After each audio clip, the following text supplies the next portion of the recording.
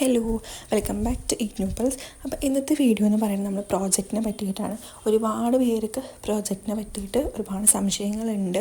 ശരിക്കും കുട്ടികൾക്ക് ഇതിനെ പറ്റിയിട്ടൊരു ധാരണയില്ല. അപ്പം നമ്മൾ ഇന്നത്തെ വീഡിയോ എന്ന് പറയുന്നത് കംപ്ലീറ്റ്ലി സ്റ്റുഡൻസിൻ്റെ ഡൗട്ട്സ് റിലേറ്റ് ചെയ്തിട്ടുള്ളതാണ്. നിങ്ങൾക്ക് അത്യാവശ്യം അറിഞ്ഞിരിക്കേണ്ട എല്ലാ കാര്യങ്ങളും ഈ വീഡിയോയിൽ പറയുന്നുണ്ടാവും. അപ്പം സ്കിപ്പ് ചെയ്യാതെ കാണാം. അപ്പോൾ ആദ്യം എല്ലാവർക്കും ഉള്ള ഡൗട്ടാണ്, എല്ലാ ഇഗ്നോ കോഴ്സുകൾക്കും പ്രോജക്റ്റ് ഉണ്ടോ എന്നുള്ളത്. എല്ലാ കോഴ്സുകൾക്കും പ്രോജക്റ്റ് ഇല്ല. ഇപ്പോൾ എക്സാമ്പിൾ നോക്കുകയാണെങ്കിൽ ബികോമോ അല്ലെങ്കിൽ അങ്ങനത്തെ BA പോലത്തെ ചെറിയ സബ്ജക്റ്റുകൾക്കൊന്നും എന്തില്ല, നമുക്ക് പ്രോജക്റ്റ് വരുന്നില്ല. അതേപോലെ തന്നെ നമുക്ക് ചില കോഴ്സുകളിൽ പ്രോജക്റ്റ് വേണോ വേണ്ടത് നമുക്ക് ഡിസൈഡ് ചെയ്യാനായിട്ട് പറ്റും. ചിലതിൽ കമ്പൽസറി ആയിട്ടുള്ളതാണ്. അതായത് നമ്മൾ നിർബന്ധമായിട്ടും പ്രോജക്റ്റ് ചെയ്താലാണ് നമുക്ക് ഗ്രേഡ് കാർഡിൽ നമ്മുടെ മാർക്ക് അപ്ഡേറ്റ് ആവുള്ളൂ, അതായത് നമ്മൾ പാസ്സാവത്തുള്ളൂ. അപ്പം നമുക്ക് എങ്ങനെ നമ്മളെ കോഴ്സിൽ പ്രോജക്റ്റ് ഉണ്ടോ ഇല്ലേ എന്നുള്ളത് അറിയാൻ പറ്റും എന്നുള്ളതാണ് നെക്സ്റ്റ് വൺ. അതെങ്ങനെയാണെന്ന് വെച്ചാൽ നമ്മൾ അഡ്മിഷൻ എടുക്കുന്ന സമയത്ത് നമുക്കതിൽ സബ്ജക്റ്റുകൾ കാണിക്കും. അപ്പോൾ ആ സമയത്ത് നമുക്ക് ചൂസ് ചെയ്യാനുള്ളതാണെങ്കിൽ ചൂസ് ചെയ്യാം, അല്ലെങ്കിൽ വേറെ എന്തൊരു സബ്ജക്റ്റ് ആയിരിക്കും ചൂസ് ചെയ്യാനുണ്ടാവുക.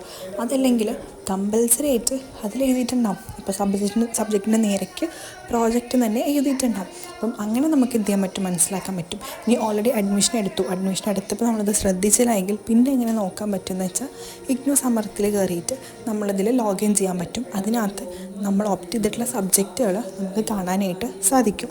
പിന്നെ ഏത് ഇയറിലാണ് സാധാരണയായിട്ട് പ്രോജക്റ്റ് ഉണ്ടാവുക എന്നുള്ളത് എല്ലാവരും ചോദിക്കാറുണ്ട്. നമ്മുടെ ഫൈനൽ ഇയറിൽ, അതായത് ഇപ്പം PG കോഴ്സൊക്കെ ആണെങ്കിൽ സെക്കൻഡ് ഇയറിലായിരിക്കും പ്രോജക്റ്റ് ഉണ്ടാവുക. ഏത് കാര്യം ചെയ്യുമ്പോൾ നമ്മൾ അതിൻ്റെ ഗൈഡ് ലൈൻസ് വാങ്ങിച്ച് നോക്കുക എന്നുള്ളത് ഇമ്പോർട്ടൻ്റ് ആയിട്ടുള്ള കാര്യമാണ്.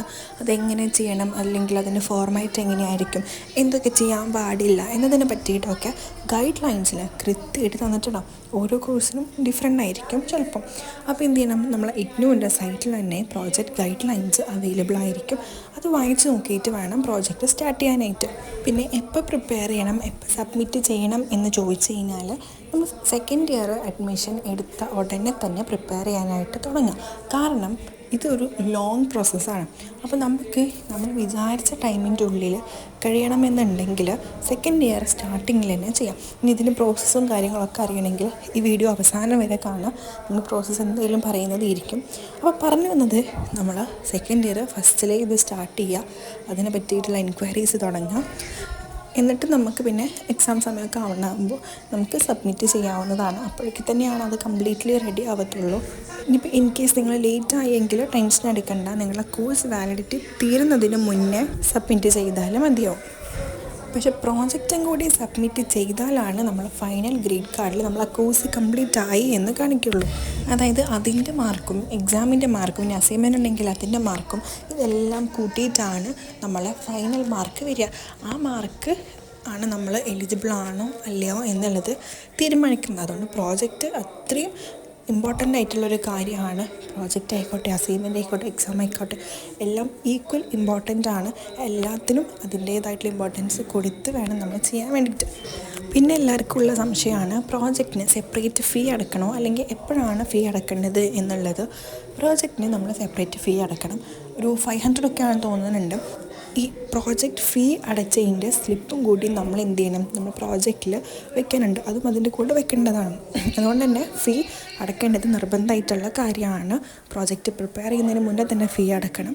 ഇനി എപ്പോഴാണ് അടക്കേണ്ടതെന്ന് വെച്ച് കഴിഞ്ഞാൽ നമ്മൾ എക്സാമിന് രജിസ്റ്റർ ചെയ്യുന്ന സമയത്താണ് പ്രോജക്റ്റിൻ്റെ ഫീ അടക്കേണ്ടത്.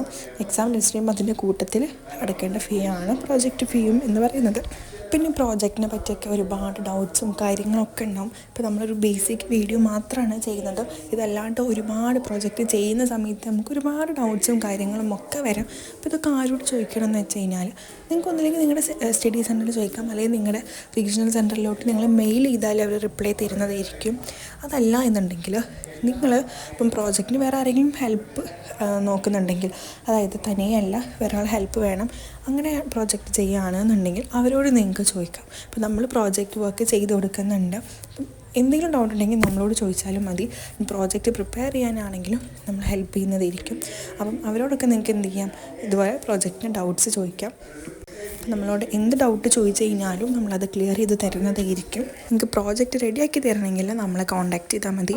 അപ്പോൾ നമ്മൾ പറഞ്ഞിരുന്നു, നമ്മൾ വീഡിയോൻ്റെ ലാസ്റ്റ് പ്രോജക്റ്റിൻ്റെ സ്റ്റെപ്പ് ബൈ സ്റ്റെപ്പ് പ്രോസസ്സ് പറയുന്നുള്ളത്.